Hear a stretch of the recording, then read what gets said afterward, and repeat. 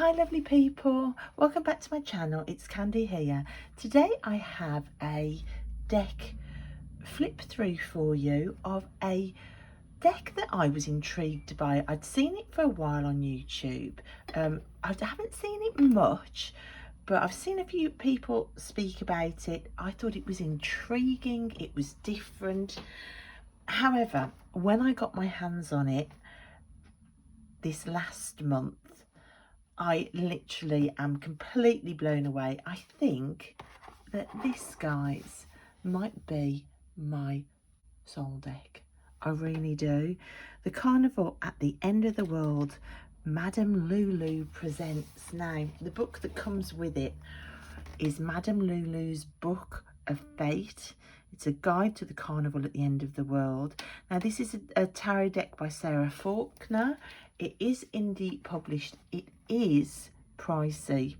However, if somebody took this deck off me today and it was gone, it would be the deck that I would move heaven and earth to replace, regardless of cost. And I don't say regardless of cost for many decks, because there isn't endless streams of money. But this deck, if you're going to splash out with a high price tag, oh my gosh, this is the deck.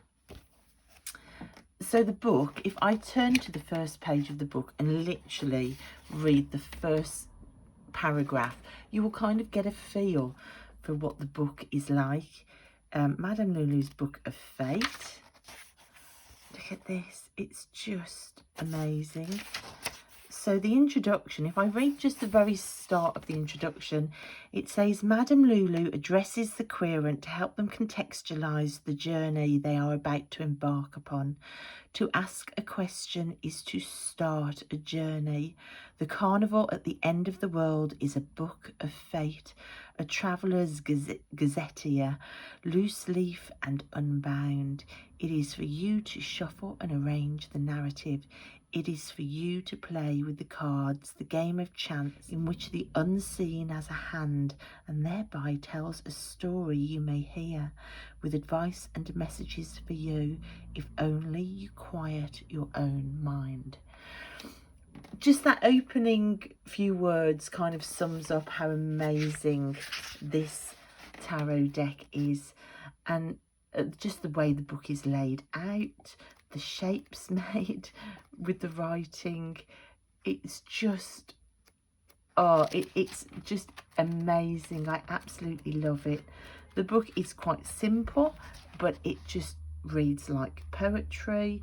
You've got the minor arcana, you've got the major arcana. You also have something called the insubordinate arcana. So it's an absolutely amazing book. It's an amazing deck. The quality of it is lovely. The box, not so much. It's just an ordinary tuck box. However, the card deck itself is absolutely amazing. The card stock is unbelievable. It's slidey, it's got a linen-y type feel. Oh, it's the most glorious card stock. It's flexible to shuffle. It's just lovely. Now, this is an additional 6 cards. It's 6 cards that rebel. It's 6 cards that can denote you or a situation or another person. I don't think that there are really any rules to these 6 cards. The whole point of these 6 cards is that they're rebellious. They're rebellious cards. I think you just read them as they call to you. So you've got Madame Lulu, the Tempest, the Inferno, the Deluge, Dr. Fork, and Orlovsky. Orlovsky is one that I keep pulling on repeat. He is, I think of him as pure Sagittarius energy. His message is leap or loop. He is a character that literally will just plunge headfirst into the abyss to follow something, to follow a goal or an action. His time frame is spoken about as a spinning merry-go-round that just never stops. You just have to leap on and leap off, leap into the abyss, just jump over the edge. So he's been speaking incredibly strongly to me this month, and my first use of this deck. Dr. Falk, in comparison to Orlovsky, is much more reserved. He is the character that will not leap into the abyss. He'll look over and not get distracted into jumping. It's a much more guarded character who stands back and watches and makes notes of facts, almost like a mask wearer. And I think if you look at the coats, the fact that this is flung open and this is concealed and he's holding it closed, somebody that will observe, collect facts, analyze, be cool, not show emotions, will hide things. Then you've got the Tempest, which is a card basically talking about that idea of a tempest coming into your life. What are you going to do? Are you going to collect all the things that mean something to you and hide in the basement till it passes? Are you going to open all the windows and stand in it and let things be blown away? The Tempest clears things. It talks about not being able to control the chaos. You're better off to practice spinning when the tempest comes, almost like the idea of going with the flow, surrendering to a cyclone of transformation. That's the kind of messages we get from the Tempest.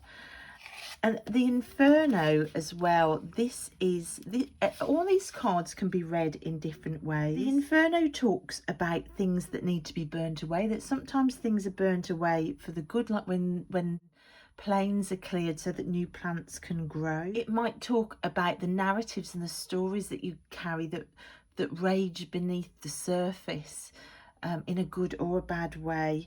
But have you normalized raging narratives? Are people creating narratives that make you rage? Is something consuming you, or is it lighting you up? It questions what's raging out of control in your life, and whether other people lit the match and should they be held to account. It asks a question about whether you're going to throw water on the fire or wine or fuel, and are you going to throw other people into the flames too? Is there a need for that? The Deluge talks about floods coming. For me, this is also speaks of emotions. It asks you to possibly look for a boat or seek higher ground, because something's about to become overwhelming. Something is about to flood in your life. The waters are going to break the banks and overwhelm you. Do you need to head for higher ground somewhere? Are your normal ways of acting, your normal routines, about to be rendered useless by the rising levels of water? What needs to be washed away? What's threatening to overwhelm or submerge you? And I think it's also asking us to immerse ourselves in something, to literally jump into the waters too. So you can see these cards can kind of be read in different ways. And finally, you've got Madame Lulu, which is a card that asks you to take stock. Basically, the phrase "caught between a rock and a hard place" is used when talking about Madame Lulu. You can see she's got all of these figures falling off her dress. It's a time to realise that actually, you know, you've just got to face up to some truths, shake yourself off. Literally, she's shaking her dress off, and just get on with it. She's spoken of as having an invasive but effective treatment for nostalgia. So this, I think, is a good card if you've got events in the past that are still circling around your brain and stopping you moving forward. Just shake them off. The book says, when she appears, you will do well to bite the bullet, cut your losses and suck it up. So get on with it, and fast. So those are the 6 additional cards for the insubordinate arcana. I love them. They're already proving magical because of the amount of times this card has come out, and if any of these cards were needed for me at the moment, it's Orlovsky. So those are the first 6 cards. Now I'm going to flip through the rest of the cards, starting with the majors.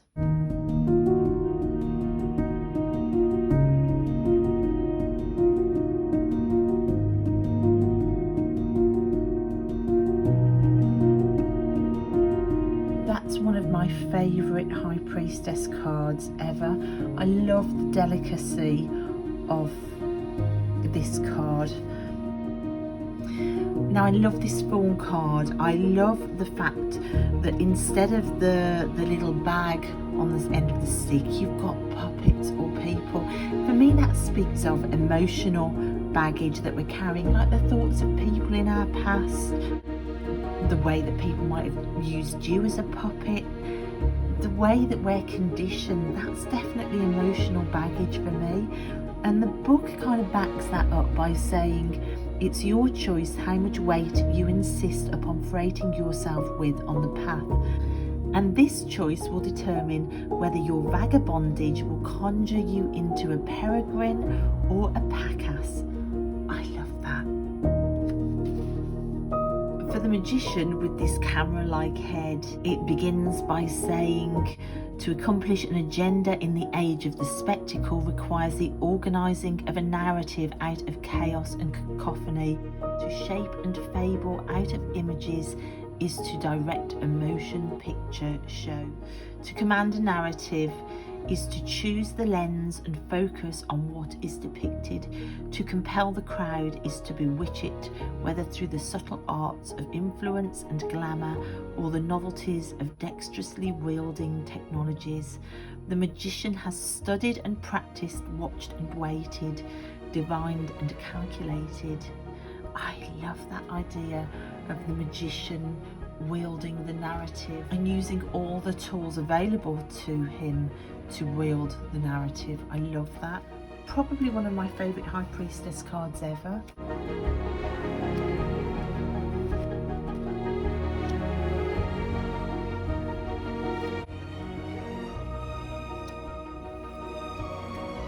It links what you carry in your briefcase and what you're able to build as an emperor to what you've inherited through lineage and bloodline.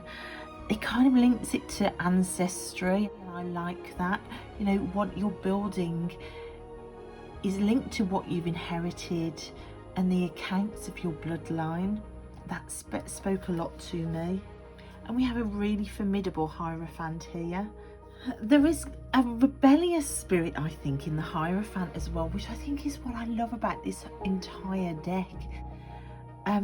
The book says that the Hierophant wields powers of his own, determine whether they are useful to you or not, and ask politely through the appropriate channels. He has made his career bonsai pruning the High Priestess's poetry into self-help aphorisms and 12-step initiations published in pithy pamphlets. Wow.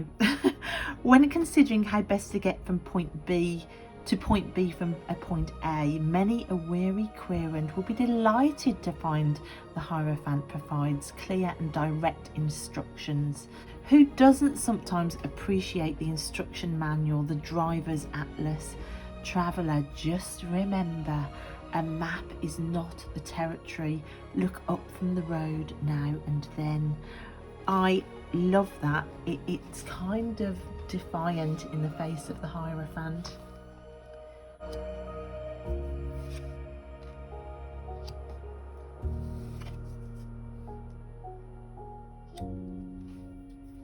The Lover's card speaks of joining yourself to a companion as being both a collaboration and a contest, an attraction and attention, components that fit together, and a set of options to choose from. This one or that one, yes or no, stay or go. And I just love the 2 little owls down there. The Chariot's fascinating as well. It says, does the chariot's yoke enable the team to harmonise their powers, or does the harness chafe their necks and trip them up? Do you have the skill and attention for the task at hand? If you can summon the power to hold the reins with firm and grace and balanced strength, keeping the team in line and the wheels straight, having secured your cargo, well, you can go far and fast. It asks you to be careful about how much you are willing to travel with, how fast you want to go. The more you travel with, the slower you're going to go, but do you have the skills to go fast?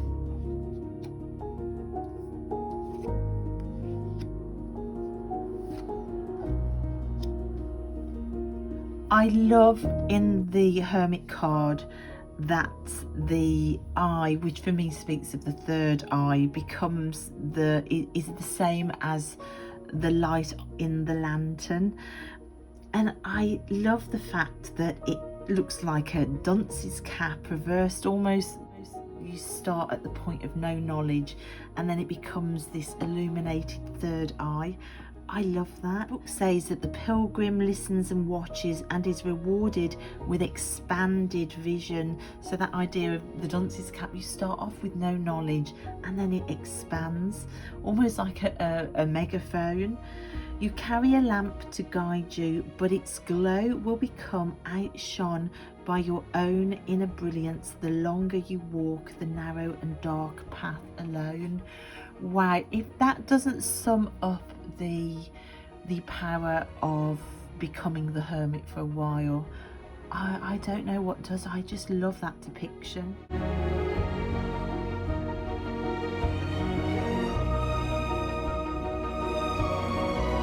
I like the fact that this hanged man is suspended from an owl. For me, speaks of the fact that surrendering into transformation, it can bring real wisdom.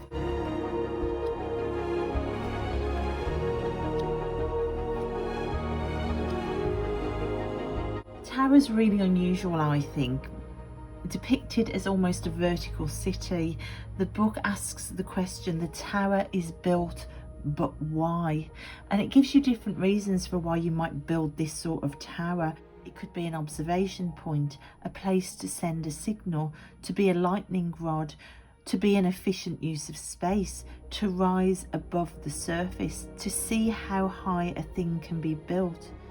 It speaks about the fact that sometimes building a tower is really useful. Sometimes it's a sign of ego, to lord over the surrounding terrain, to demonstrate how amazing or wealthy you are. It asks you to question what towers you're building and why. If you've built your tower high, the better to leave the ground space for fecund gardens, or to seclude yourself to study, to shine a beacon, to be close to your gods, then lightning may visit upon you the flash of enlightenment. So you could be building a tower for the lightning to be good, a lightning bolt of enlightenment. I love that idea. But then it gives you the opposite.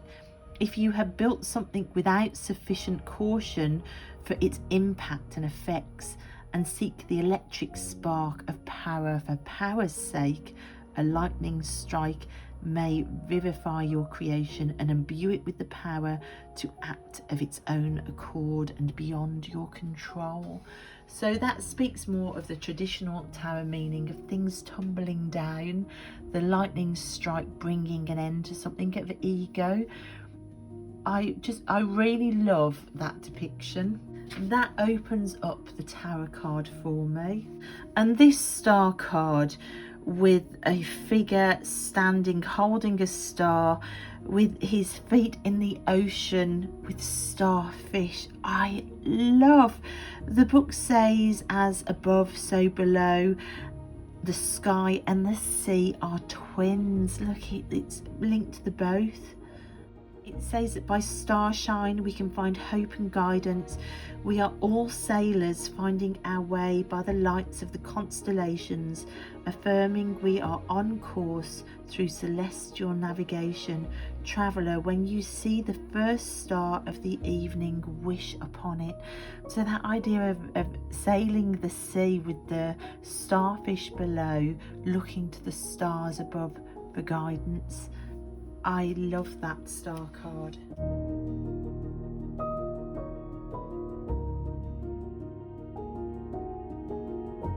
This moon card is just glorious. Treasure the ethereal, witness what few others can see.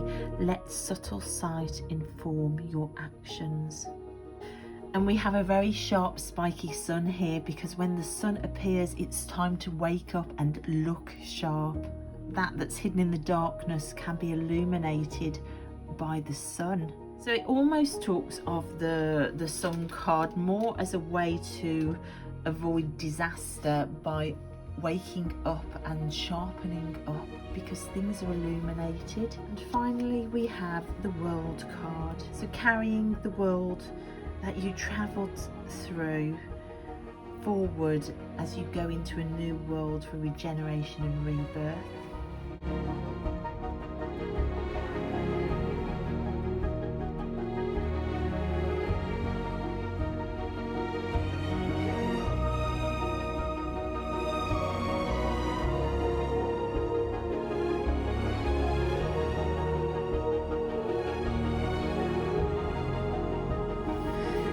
Before I cover up the Three of Wands, I've just got to mention it because I just love it. It speaks of the Three of Wands as the wanderer foraging, wending its way through a wasteland, finding utility in the things that other people have discarded. This made me laugh because I thought, this is me in my garden, picking up things that other people have discarded and making plans with them and turning them into a beautiful journey. It says, don't just stand there, step swiftly, speak softly and gather big sticks. You found the path and now are tasked to proceed down it. So to find your own path in the wilderness, to look at things that other people don't think are even important, but to plan your own magic even when other people can't work out what you're doing.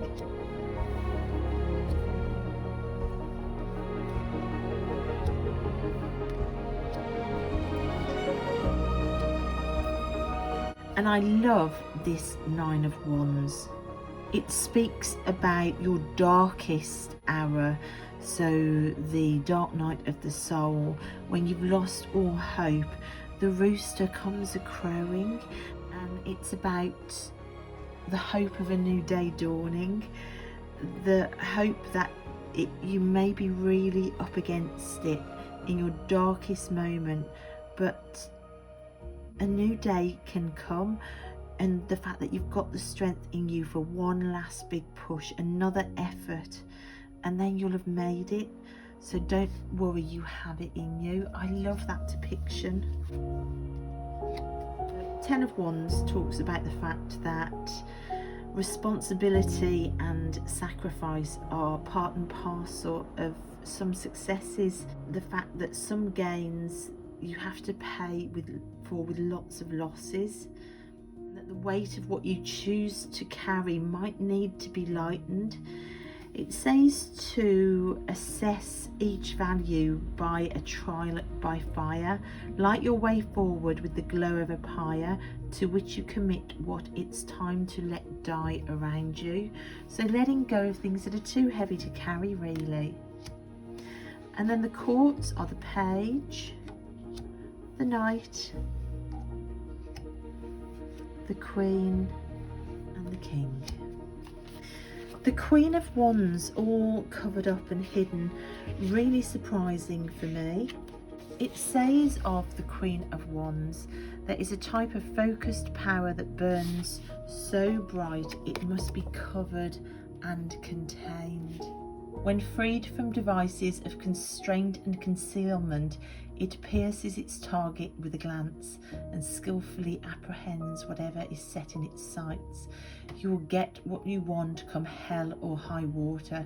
Success in manifesting, attracting, and whatever you undertake, all will be uncovered and revealed to you.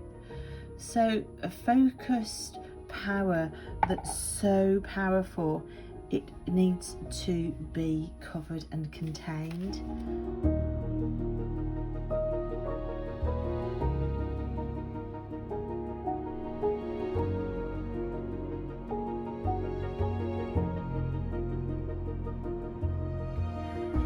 The Five of Swords has this amazing character in that speaks about the fact that some people will pit you to battle to embrace the idea that you can only gain by another's loss. But it asks a question: do you need to harm or be harmed for a contest to be won?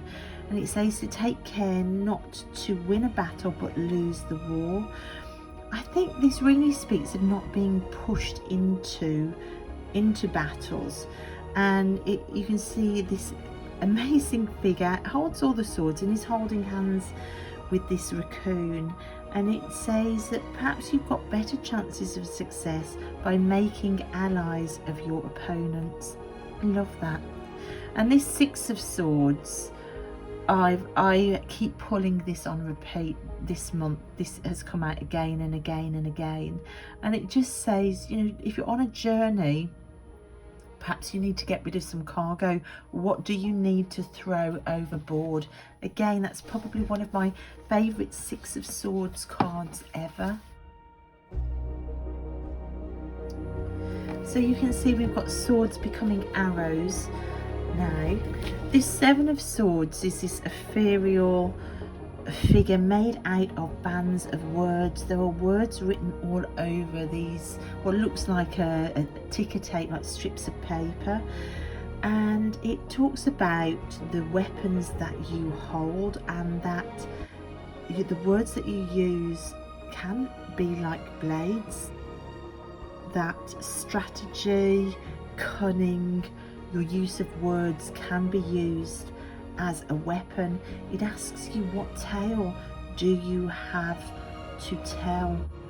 What plans look good on paper but that you've got to put to the test? So that's transmuting of thoughts and words into action, but also words and strategy and cunning as a weapon in itself. And again, we've got the thought of words again in the Eight of Swords. Words unsaid, messages unsent, letters never written. Whose fault is that? Thoughts are like arrows. You must release them if you want to strike the target, or else you may only wound yourself. I love that. And in the Nine of Swords, it talks about the logic of nightmares, where your heart pounds and you're running from a pursuer that you can't quite see. That feeling of terror that we get in our nightmares. That feeling of being assaulted just by that veiled threat or foreboding that just disappears in the dawn. You can see all the arrows are not hitting this owl-like creature, they're landing on the floor. So to actually take hold of the logic of nightmares and realise that you'll say freely. We see more arrows in the Ten of Swords. With friends like these, who needs enemies? This coming from a place of betrayal and trauma. Again, this speaks to me. The book says your plans have been ruined, it's all over, it's your last stand.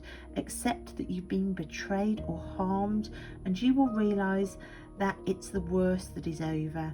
In the act of reckoning, will you find relief and then realise you have survived? So that moving forward of realising that you survived it.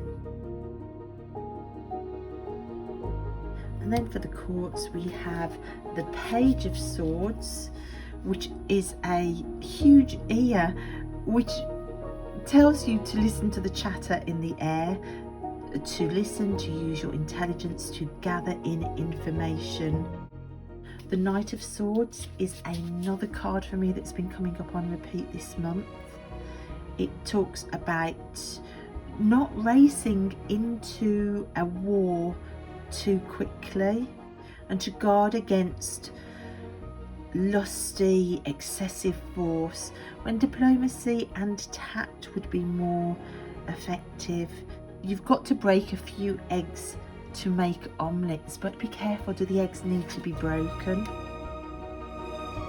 The Queen of Swords is beautiful, and then we have that cold energy of the sharp-minded King of Swords, an impressive figure with clear thinking, rational assessment. You can feel that in the way the King of Swords is depicted.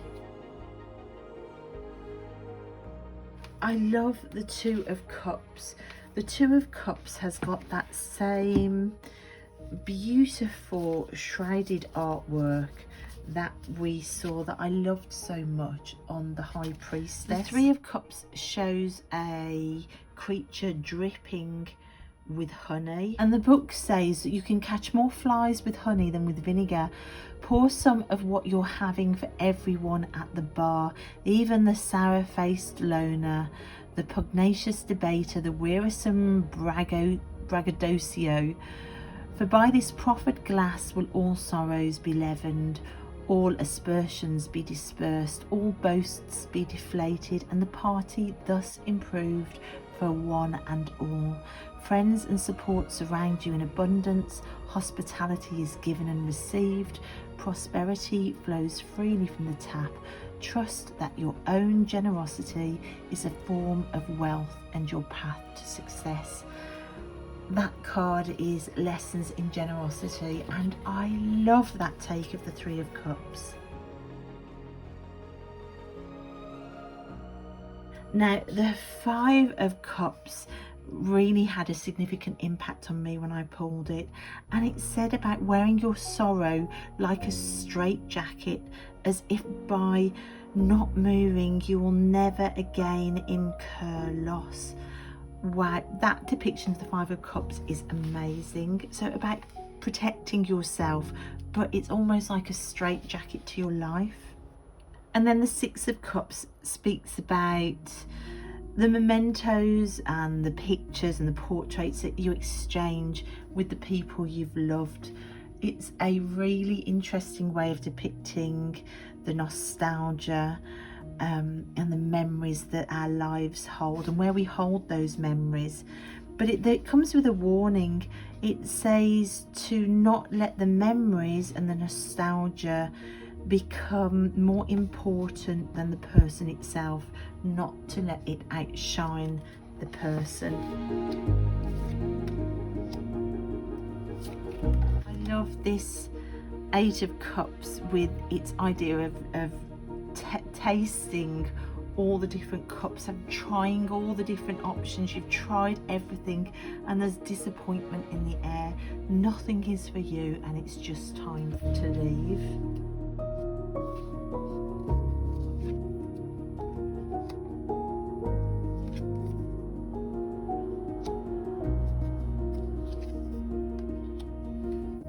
The fulfillment of having all of your cups aligned and all your affairs in harmony. I love that the Page of Cups is actually made up of cups.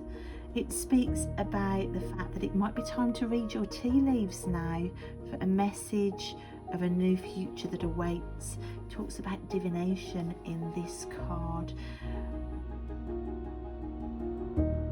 The Queen and the King of Cups appear much more icy than they normally do. The water is frozen. So although this is the King and Queen of emotions, they're standing on solid ground, and I love that. The King of Cups mentions that although the dark depths of the waters do hold secrets that can perturb you thinking about them, not to worry, because there is a stillness and stability that you're standing on. Again, it's this water turned to ice, which I love. A floating island. And the King of Cups has broad enough shoulders to assist you with carrying any burdens you might feel.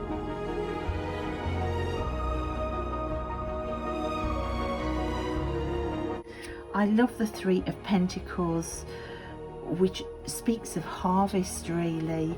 The work that you put in, you will reap the rewards for.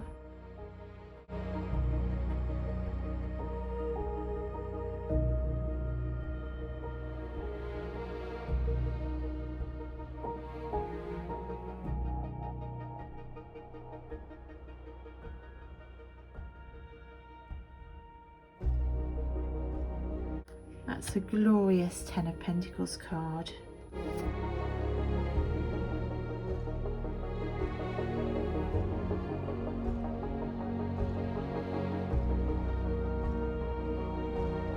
The Queen of Pentacles is amazing.